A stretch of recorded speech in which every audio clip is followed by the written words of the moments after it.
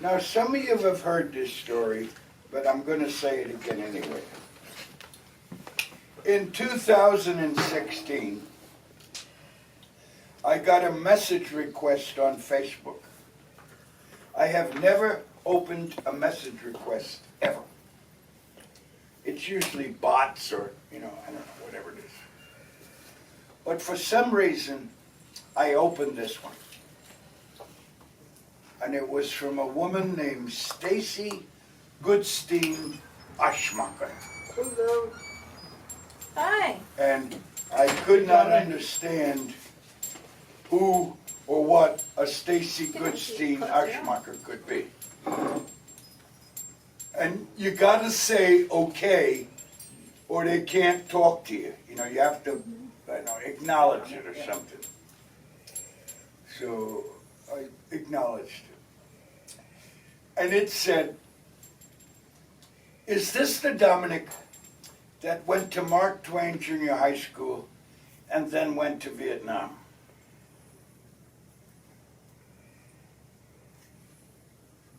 Yes. Do you remember Arlene Berkowitz? Get the fuck out of here. I was so in love with Arlene Berkowitz, I couldn't even look at her. The way only a 14-year-old boy can be in love with his school teacher. I am her daughter. She recently passed away. And going through her house, we found a whole box of letters that you had written to her from your whole time in the Army. What? What? I have no memory of those letters.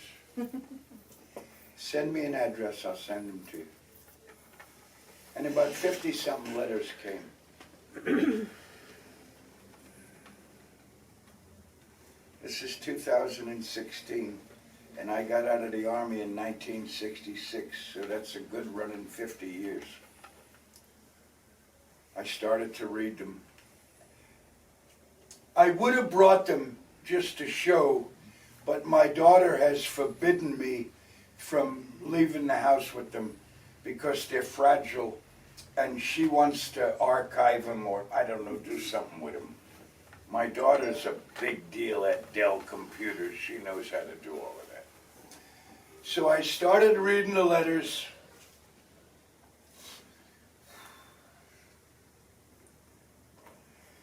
To say it was emotional is to downplay it. And I don't think, given any other period in my life, Mr. Howard, how nice to have you. Hi. That's right. I don't think, We have some this chairs is a up local there. celebrity, Rudy Howard, he's my buddy. Celebrity. And I don't think, given any other time in my life, I would have been either able intellectually, emotionally, spiritually, whatever you want to say, able to handle them. I dear Miss B, it's not like this is a comic book. It's not like a John Wayne movie. This shit is scary. It's dangerous, it's hot, and these mother bumpers are shooting at me. But some of the early letters were really funny. I think some of these NCOs are just reincarnated Dominican nuns who've come to torture me more. So anyway, I wrote up a big treatise. I spent 2 months, and I wrote what I consider to be one of the best books ever written. And these books up here, some of them have been published by Sebastian Dubinsky in Denmark at Les Editions de Zaporog. Not very well known in America, but a very well respected small press in Europe. So I sent Seb, Karina came over and helped me send him a PDF file. And I get an email, and it's got letters in it this big. Nope. I will get in my kayak. I will come to Denmark. I will choke you. What the goddamn hell do you mean, nope? Read it again. And once you realize why I'm saying no, get back to me.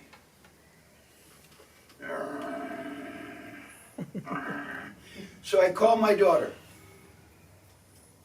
And she knew this story and she knows me. My daughter grew up before I did. Very reasonable person. She said, Dad, it's not a book.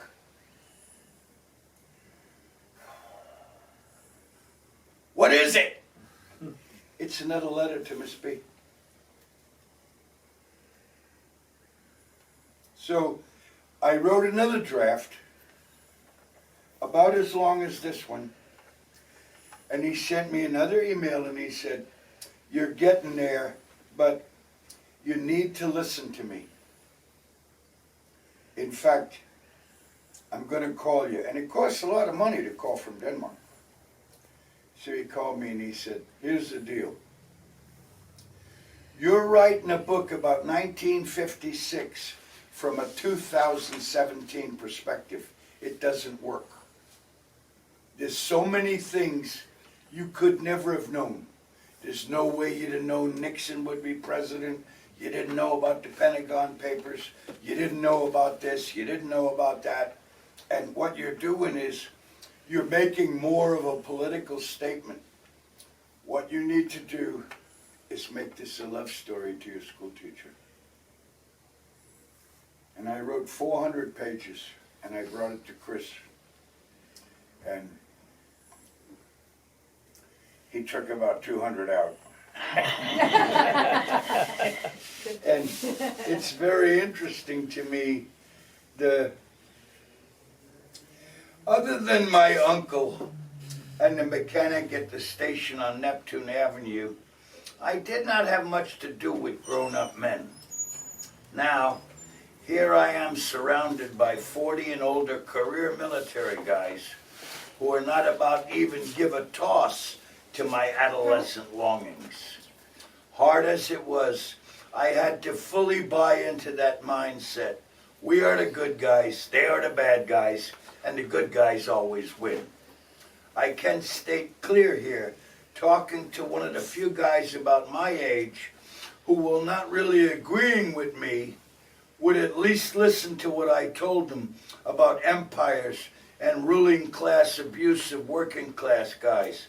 Fast as I could make a wisecrack about being, abused, he would come back with, where is a lop-eyed, dropout, poor excuse, dipshit for a paratrooper like you gonna make $1,000 a month and eat free?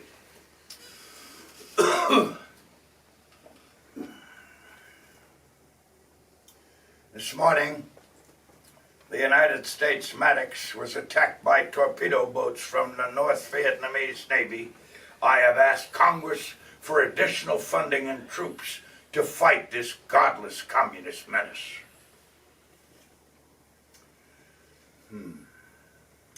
First off, the North Vietnamese don't have a navy. Second off, it was a 19-year-old sonar operator who saw a fishing boat and swore it was a torpedo boat. Be that as it may, for some odd reason, I don't know, it's like right now, the political spectrum is so, it's not even a spectrum. It's not a rainbow. It's like this dark shit-colored emoji on both sides. One of them just wants farting unicorns, and the other one wants complete autocratic corporate control, profit over life. So, having pretty much given up on the government, I gave up on the government when Nam Dang got overrun and Billy Dix got killed. And then when his name escapes me, guy I went through training group got killed. And I put better men in body bags than everybody sitting in Congress right now. And that's just a fact. That's It's not an observation, it's a fact. I believe in my heart that the government turned into a governing body and turned from a governing body to a for sale commodity in about 1980 or so. And it's only gotten worse. Do I think that this whine and cry baby little punk deserves to be president? No. Do I see anybody else on the horizon who has the kind of real idealism of, say, a Eugene Debs or a Henry Wallace and even Roosevelt to a certain extent? You know, Hi. he was born so rich you couldn't bribe him. It's like Kennedy, you couldn't bribe Kennedy. He had more money than the people trying to bribe him. But I can only do what I can do. And what I can do is use this pedestrian talent I've been given to both express myself, and it's interesting because I've read about 6 or 7 books about writing, and one of them says, write what you know. So it occurred to me at one point, I'd really only be able to write about guns, drugs, and crime. Hi, Gene. Or Hey, Gene. Hi. Did you have a seat over there? automobiles and motorcycles. Thank you. Excuse me.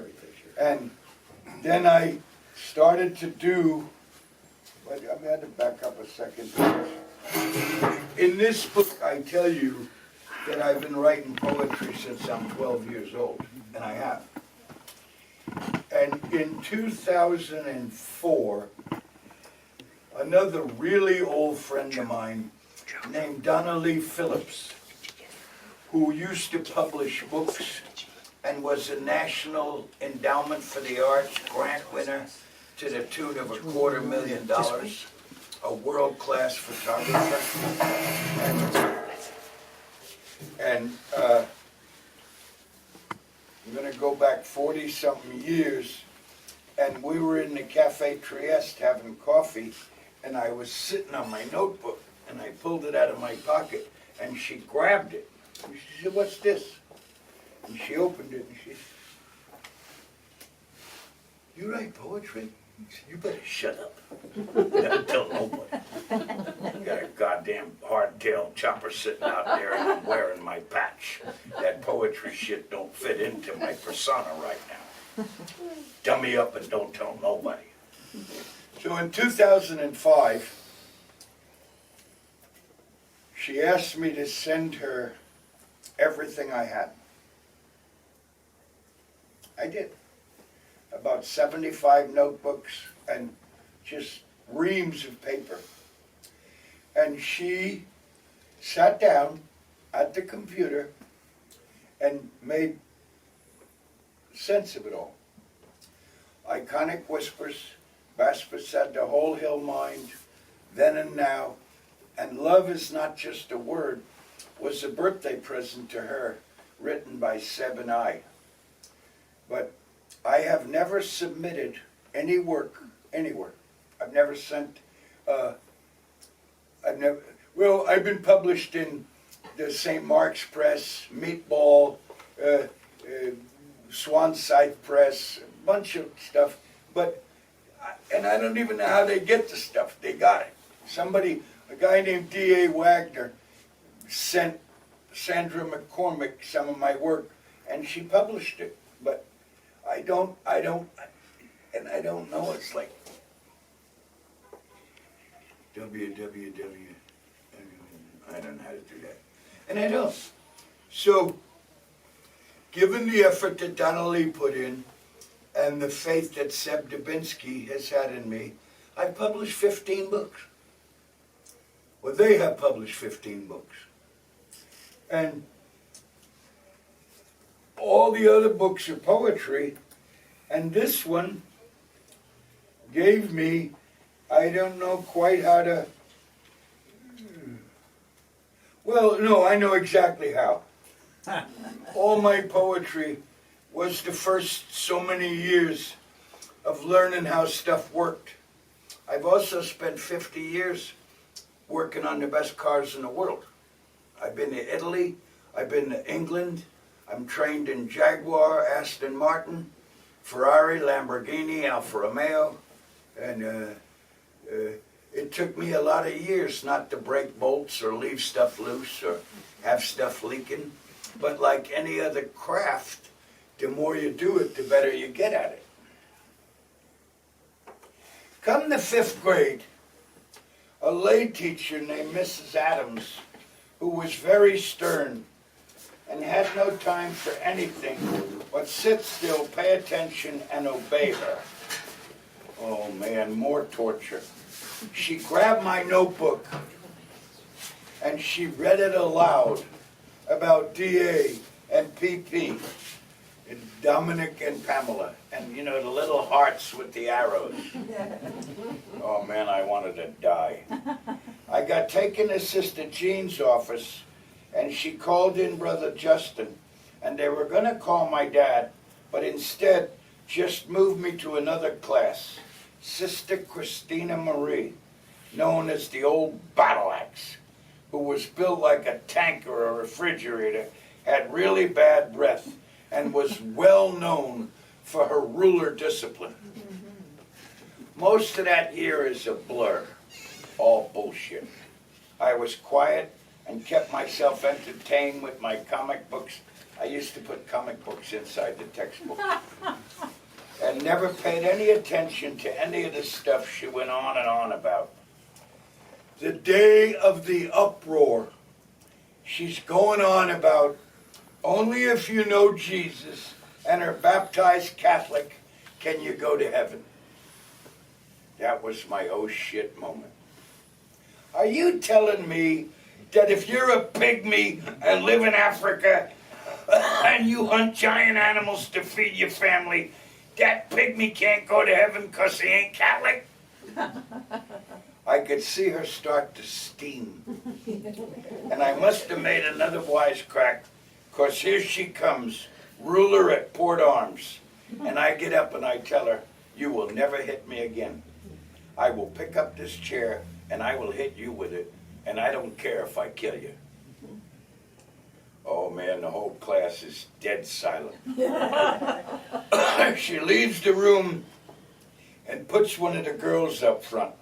Here comes Brother Justin, and I tell him too, you're not going to touch me or hit me. I'm not scared of you. Just take me to Mother Superior and let's get this shit over with. Well, we did. He tried to grab my arm leaving the classroom, and I slipped down and kicked him really hard with my Army-Navy shoes. Oh man, I'm at this point going to jail or the 600 school or worse. Funny enough, Sister Jean Rosaire is not all upset. It's like she was waiting for something like this to happen. I had already had the math homework bust, and I'm sure Mrs. Adams told her about my mooning over Pamela. Who knows what else these penguins had on me? It's like 11 a.m. and my dad is home sleeping. He worked nights, but they call him up anyway and he comes in. A bit bleary-eyed, but to me not all that upset. They give him the story. He wants to know what set me off. Sister Jean starts in about my bad deportment and regular wise-ass attitude. He's not buying it. He wants to know what happened. They go get Sister Christine, and she right away starts babbling about how I'm a heretic and probably need an exorcism. I disrupt the whole class with my evil lies. So Pop, being Pop, wants to know what lie. And here it comes, the dogma of only baptized Catholics and the need to obey Holy Mother Church and the Holy Father, and sending me to St. Joseph Jesuit would be my only salvation. At that, Pop's had enough. Did he hit anyone?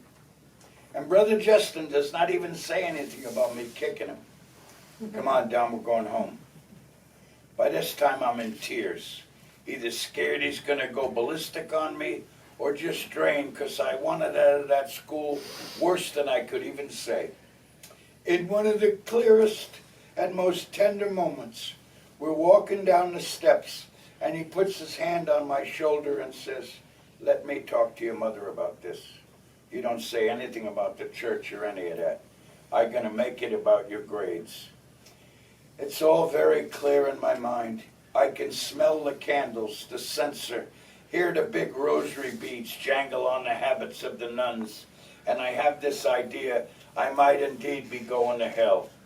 There was no one I could talk about it except my brother Tommy, who told me in his dry way, "It's a racket. They just want to make you be a good boy, and they all full of shit anyway." The end of my parochial education. So, it will go on and on. And I don't want to do too many spoilers, but the thing was that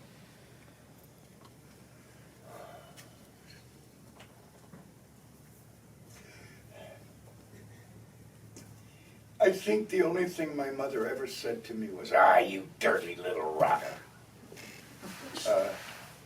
My mother drank herself to death at 47 years old. She was a chronic late-stage alcoholic, and I'm sure my younger brother Bobby was born fetal alcohol syndrome.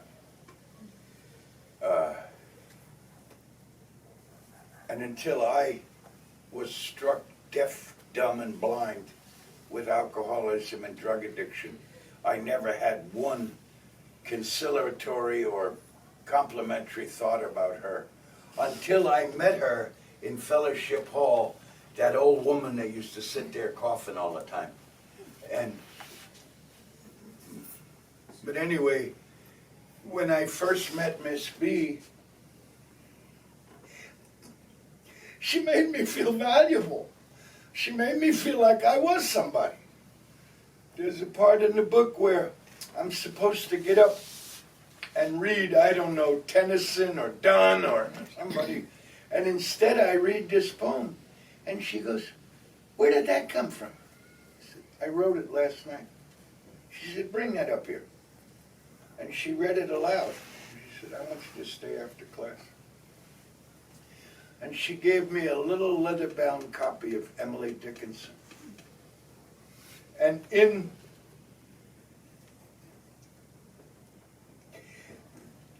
the bag of letters was a little note. It said, "He was my student. I recognized his raw talent, and he adored me." But what I never could quite figure out was the lure, the attraction. I mean, did I want her to be my wife, my mother, my sister? You know, and there's some odd stuff about this too, because she was born on November 19th, 1938. I was born on November 19th, 1945. Wow. We both lived on 33rd Street in Coney Island. We were born in the same hospital. We both had eye operations at 4 years old. And my friend Molly, who's some kind of wig-dig astrologer, she said that there are aspects and configurations in our charts. You had a karmic connection. What the deal was, there's a line in the book. Dominic, let me ask you something. Is it that you're not afraid of machines, but you're afraid of people? A deep subject, that. Because I told her, when I'm working on cars and motorcycles, I'm in charge. The rest of the time, I'm always wondering who's after what. So, and I thought about this a lot after reading this book myself and thinking, one of the hardest parts about all human interaction is you never really know what somebody else is thinking. I mean, they might be telling you, hey, how you doing? That goddamn asshole, he's not a jerk. You don't know. You don't know what they're thinking. I believe in my heart she knew everything I was thinking. And she was able to mentor me in a way that somebody like me really needed mentoring. And it kind of went on. Bamboo and batteries. Another letter from this time. I think before we left for camp. Vietnam. Nothing I ever read, saw, or even heard about could prepare me for this. Beside the heat and muggy and smelly of it all, the moving walls of animals and people, the market is not like Bohacs or A&P, I tell you that. They got live ducks, chickens, pigs, baskets full of fish and vegetables I have never seen, and with giant fruit, some of it still on the branches. Even if I do speak this language, there is no way I can keep up with the chatter and speed. Everybody seems to be arguing about price or quantity or quality, and they all wander in and out. There do not seem to be any men, all women, some of them with really red teeth and gums. They chew betel nut and spit everywhere. Seems to me like spitting is a sport over here. They all smoke, and some of them I know smoke marijuana out of clay pipes. Kids walk the ducks. It's just beyond imagine how many ducks you see, and the traffic is so noisy. Motorbikes, a lot of old French cars, and Quang Can, white mice, Vietnamese military police and jeeps, all American jeeps. The beach is paradise. There are these palm frond roof beach houses where they sell 33 beer and what Maddie calls tiger piss, beer LaRue. You can order crabs and lobsters, and the kids dive right in the water and bring them up alive. There's also a lot of outdoor food stalls. We call them Howard Johnson. And you really do not know what they're serving, but the noodle soup is good, and the lemongrass with this hot sauce that'll fry your eyeballs green. Mostly we only get to go out and around a couple of times, and the headquarters is fully gated and guarded by Vietnamese, who I hear are trigger happy. There's a strict deal you gotta be in by dark. On the lower end of town, I know there are whorehouses, but there's no way I'm gonna get involved in any of that. Some of the guys have gone there. To me, nope. That VD films they showed you got me terrified any of that. So, again, I'm reading these 50-year-old letters, and I had written 2 books of poetry about Vietnam. And again, I think being over 70, no, I was just 70 when I got this, or 71. I don't think at 30, 40, or 50, or even 60, I could have had a wide enough perspective to understand, Stephen King on writing, write about what you know, but don't necessarily rule to that thing. So I'm thinking, what am I doing writing about me? I ain't that, I'm no great shakes. And having had a spiritual awakening as a result of these steps, I seek to carry this message and to practice these principles in all my affairs. And I'm having really a hard time with my next book. My next book is called 101 Elsie Street, and this book is 1956 to 1966, and that book is 1966 to 1986, and from 1966 till about 1977 or so, I didn't like that guy at all. I did not, in the words of Lord Byron, I was mad and I was bad and I was dangerous to know. And I think I punished myself more. The last time she left, she said, "You love the idea of love, but you have no idea of love." Wow. And this is a funny little fat boy who likes to read poetry and winds up on some odd-ass reason going through jump school and special forces training and winding up a freedom's frontiersman. But I kind of knew that was all bullshit. I knew that early on. In Cardinal Francis Spellman, go, you soldiers of Christ, and rid us of these godless communists. Nonsense. Utter freaking nonsense. John Foster Dulles, Curtis LeMay, Dean Rusk, and Appenbap.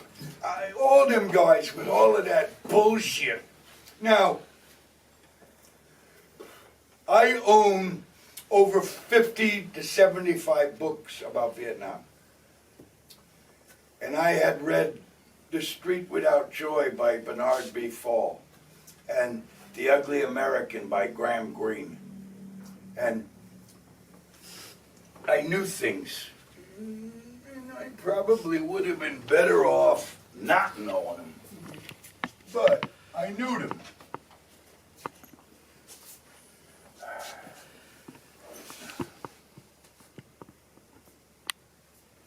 Dominic, I have a question for you. Say it again. I have a question for you. Okay. Did you ever get that bullshit that we have to protect our Western Front?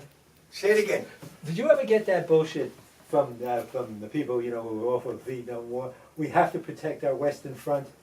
Well, yeah, all that. Yeah. If we don't stop Ho Chi Minh in Vietnam, we will have to stop him in San Diego.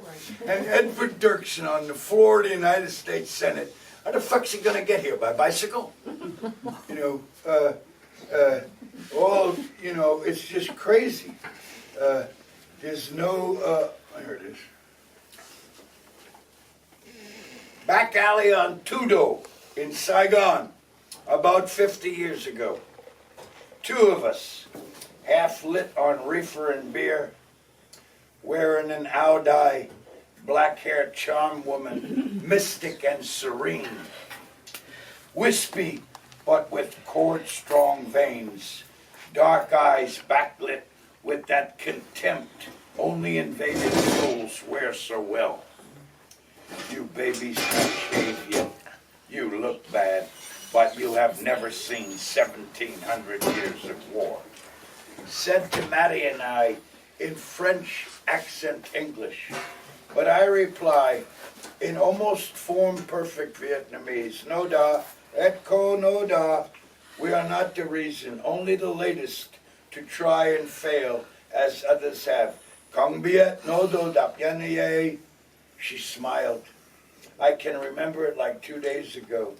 In Cham, a lost tongue I had never heard before, but instantly knew it was a spell or a curse.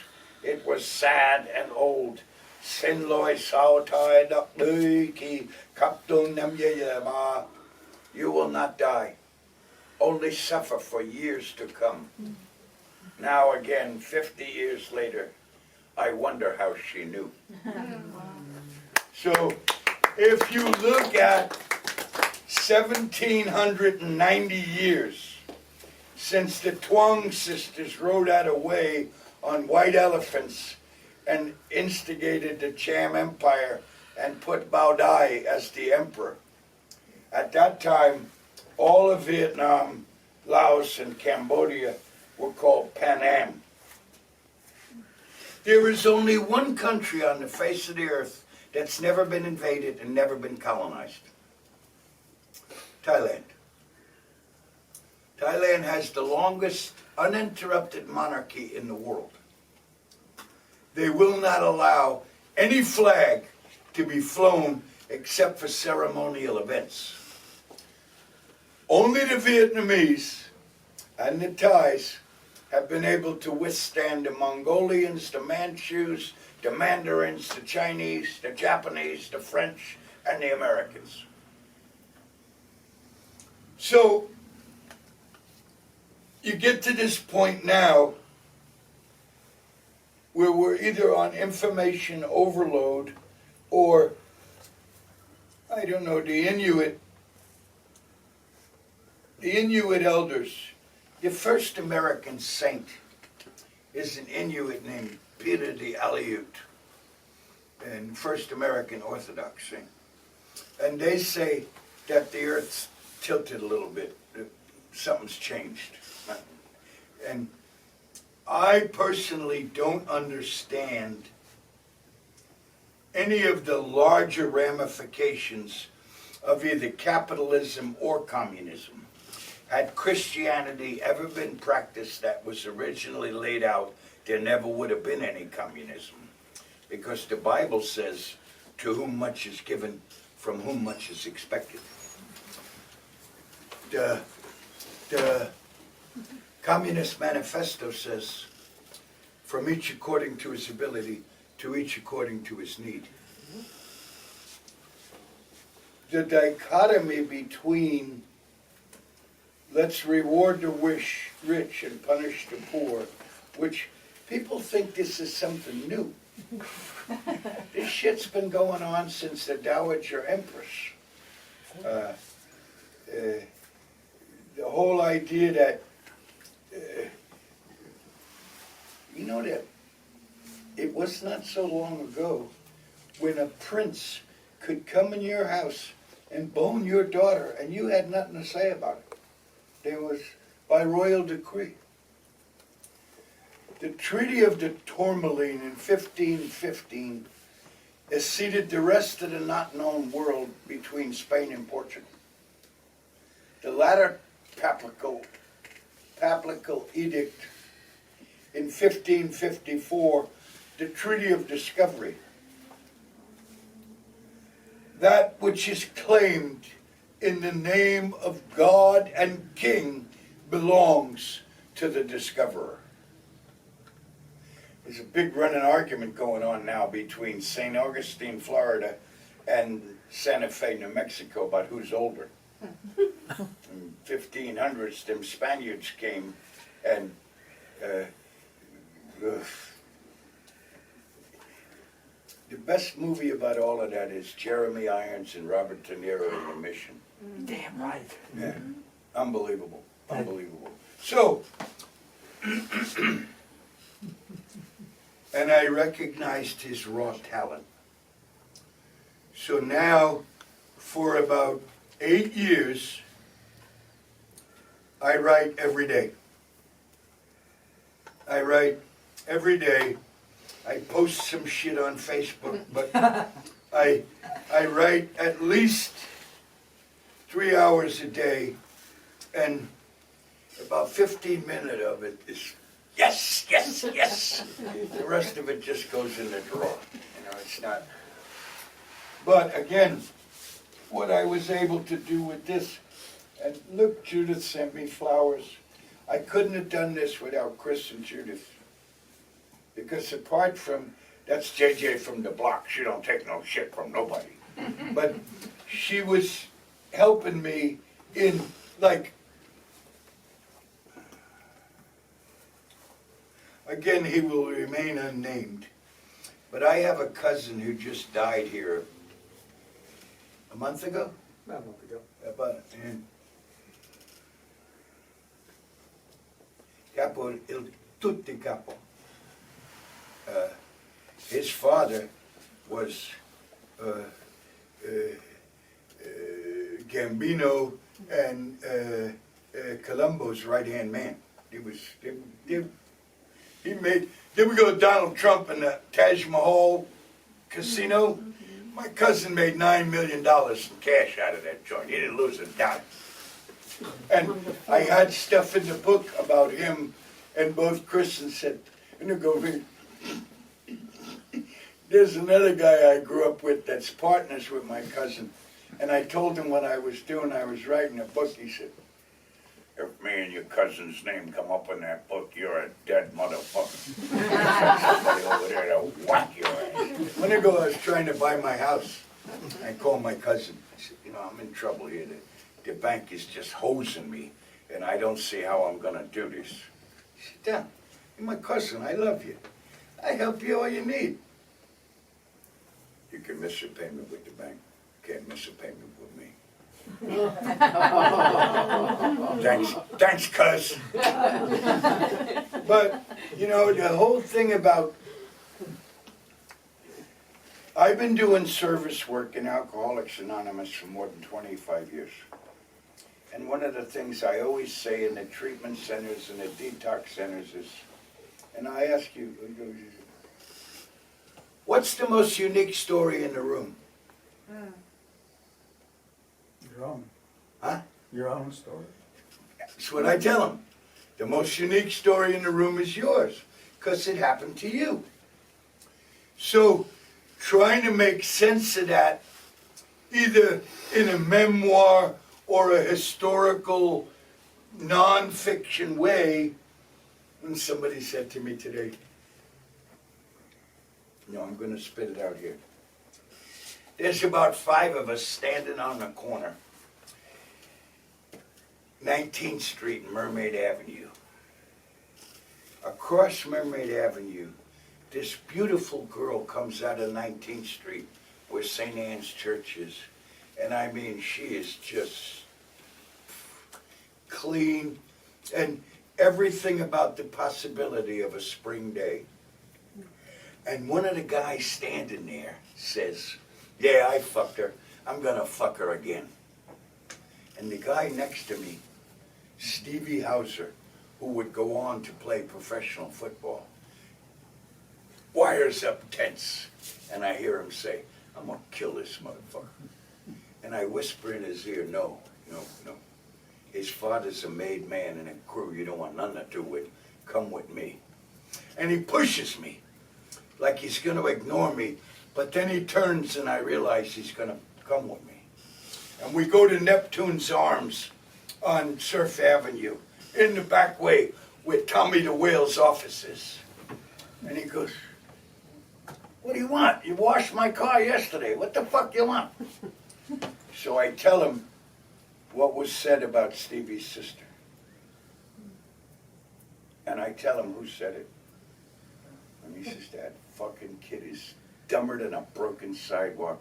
He couldn't get laid in a whorehouse with a white shirt and a $50 bill. And you could see Steve is upset. He's built like a cinder block. And Tommy the Whale looks up and he says, let me handle this. And I can assure you the damage I'm going to do is way worse than you could have done by kicking his ass. And we leave and Stevie says to me, who is that guy? What's all this about? Steve, there's a lot of things you don't know. And then you're playing football and your good life. And besides that, you're not Italian, so never gonna really know. These guys run Coney Island. And that particular crew is somebody you don't even want knowing your name. About a week later, that kid wound up getting sent to some military boarding school.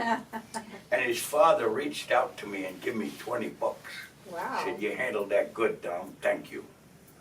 You know, so that really happened. Tommy the Whale was Mimi's right-hand man, and Neptune Arms was the most famous fencing place in Brooklyn. You could get anything there. Cops went there to buy engagement rings. You could get anything. And some of the guys, my cousins, and some of the guys I grew up with, one time one of them busted into this house in Seagate and got this jewelry box. And they bring it to Tommy, and he opens the box, and he's looking. I give you $1,500. And these are 14-year-old, 15-year-old kids. $1,500 is $1 million. Whoa! He took one of them rings down to Diamond District and got 20 grand for it. You know, but so the whole thing about Brooklyn. Go on, get the fuck out of here. Put egg in your shoe and beat it. Make like the wind and blow. Make like the birds and get the fuck out of here. You know, it's like this whole thing of Brooklyn says it's the 4th largest city in the world. So everybody's got their own stories. Everybody's got their own things. Enough about war, danger, fear, and the troubles and angst of my now lost youth. more about Miss B and the letters and the reason all this is being put into a book. Almost a proclamation to all teachers who might or might not know how much they affect someone early in this whole deal called life. Why did I choose to write it? Why did I choose to write seems only to her, and detail and try to explain, and yes, to try to learn how to write better and to almost make her proud of me. I bet somewhere there are big studies done about who and how influences, mentors, teachers, parents, siblings, peers, all of that make a person either grow or stay stunted in some age bracket where feeling safe is of way more import than taking risks, allowing oneself to fly, bounce, land, get up, and then keep going. Thank you very much. Thank you. And I guess I'm certainly willing to entertain any questions or commentary. I don't know quite how to do that, but I'm going to do it. You do it well. Dominic, how many more letters are there that, like, is there a chance we might have another Miss B book someday? Yes, Okay. yes.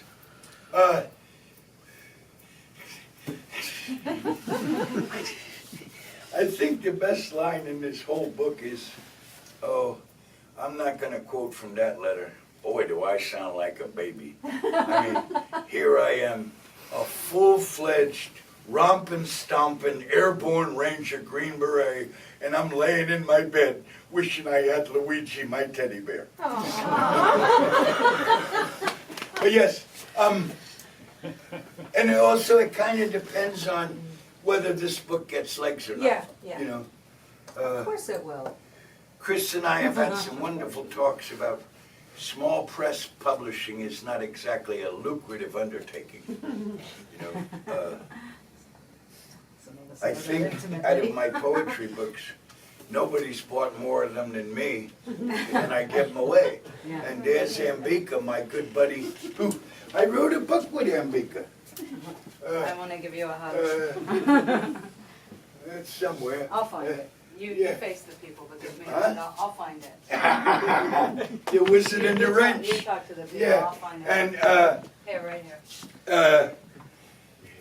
and then you have had, like,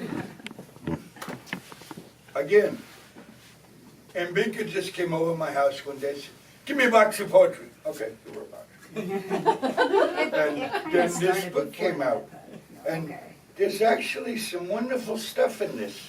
And so her stuff's better than mine, but it's like, you know, there's no competition. But some will get this, some won't.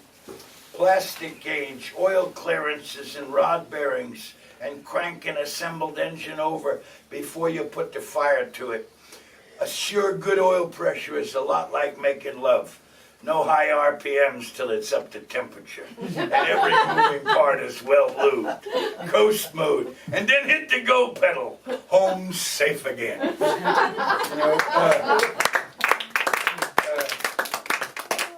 and the idea, Jim Harrison said, poetry is the language of the soul when the soul learns to speak. Love it, love it. And there's 20 books up there from people I know. I have been somehow blessed to know Corso, Ginsberg, Kerouac, McPherson, Kaufman, De Prima, Leroy Jones, Victor Hernandez Cruz. Hey, you, up there on Madison Avenue with your necktie, walking all proud and shit. You just better remember down here on 11th Street, Papo got his gun. And Ted Berrigan. Ted Berrigan was the one who first brought me to my first poetry reading. And later on I would hang out with Kim Adanasio and Madeline DeFries and Joan Myers and Suzanne Singafus. and the Oregon Writers Mafia, I got given the William Stafford Fellowship at Marylhurst University. My Aunt Florence, my mother's oldest sister, graduated from Marylhurst in 1937 when it was a nunnery. And I went there and they started in with that Louis Turco in the Book of Forms. And I went to the Madeline DeFries, who was the dean, and Sandra McPherson was there too. And I said, look, this is something that somebody can really benefit by, and I'm not going to benefit by it. This is not, I don't want nobody telling me how to write or what to write. I don't want to hear this shit. And they said, well, I said, there's a woman in the writers group who could really use this scholarship. Okay, we'll give it to her. And they did, you know. So,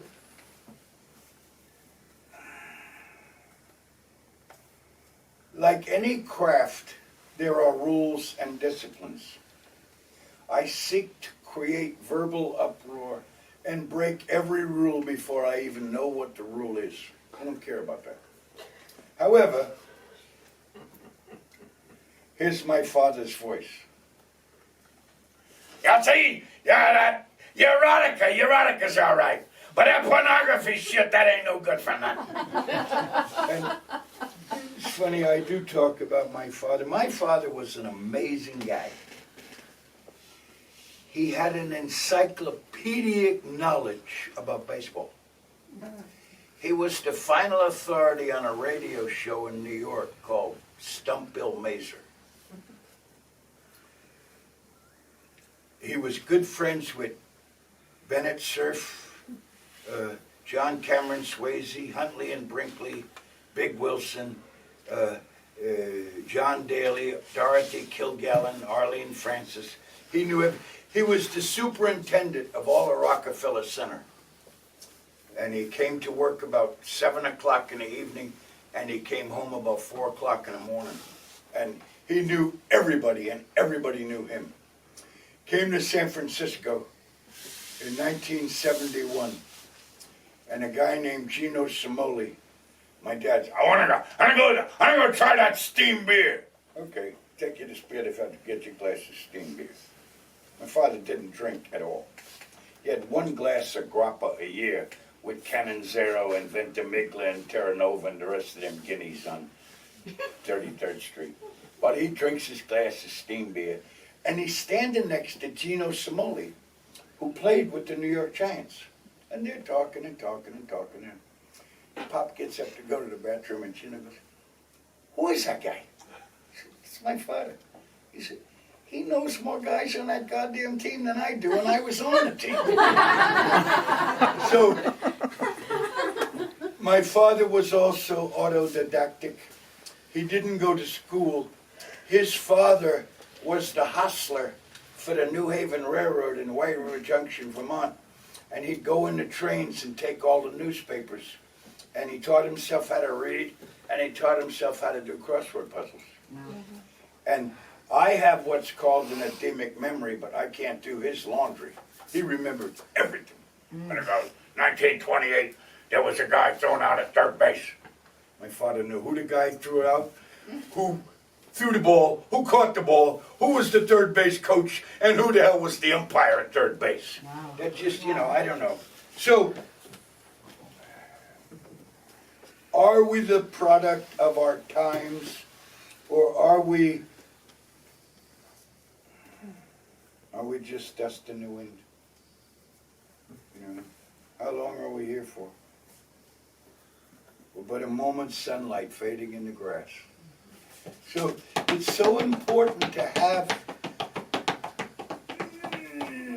I don't want to say arrogance, but I do want to say confidence. It's like to say, you know what?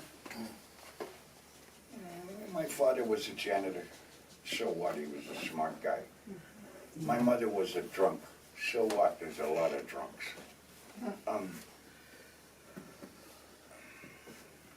Again, one of the reasons I'm having such a hard time with my next book is because I really don't want to remember some of that. Frisco, 3 a.m., Broadway. My nose is bleeding. I'm sitting in a piss-stained alleyway. The Hells Angels roar by. I am remote and distant. Dominic, what a nice name. How in the hell is all this shit gonna end? And I mean, I saw the greatest line I've seen in a long time about somebody else. That guy had enough monkeys on his back to have a Tarzan movie. And in 1977, when I was on my way to prison, Dr. David Smith said, that ain't no monkey on your back, son. That's a goddamn gorilla. You got to do something about it.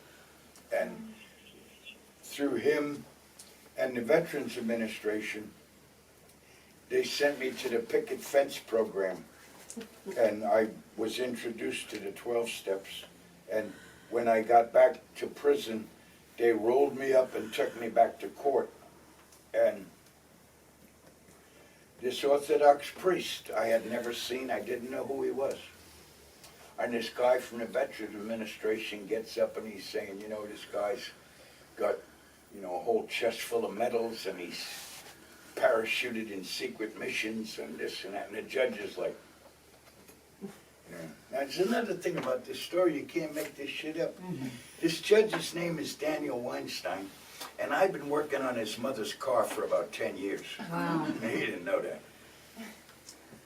And Daniel Weinstein's a little bit left of Bernie Sanders. You know, all that Vietnam shit ain't doing anything for him. And this priest gets up, and the priest says, if you give him to me, you'll never see him again.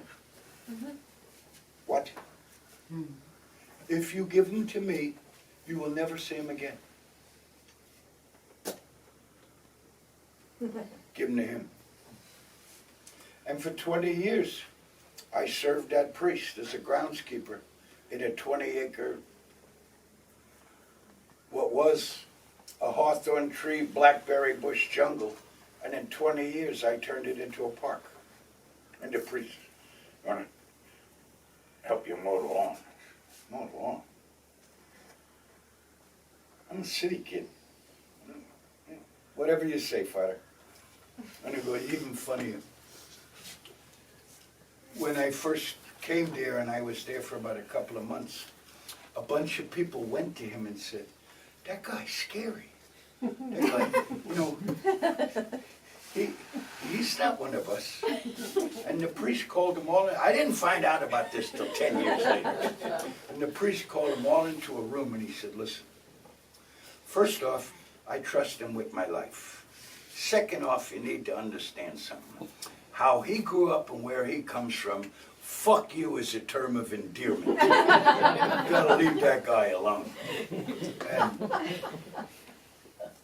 I was working on a tractor one day, and this woman leaned her head and said, what are you doing? Why don't we get married? This single life ain't working. Get married. She said, don't you think we should have a date first? Yeah, we'll have a date, then we'll get married. And we were married for 15 years, and we're still very close, very good friends. But her daughter started bringing babies home, and I wasn't about ready to be no grandpa. But I don't know. I just don't know. All I'm pretty sure of is that I got a gift. Was it spiritual? Was it biological? I'm not all that sure. Did I come to believe in a power greater than myself that maybe gave me that gift? Yeah.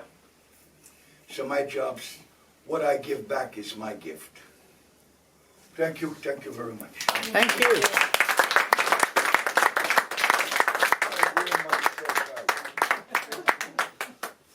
And you have to excuse me now, it's time for a commercial break. These books are for sale. I hope everybody buys one.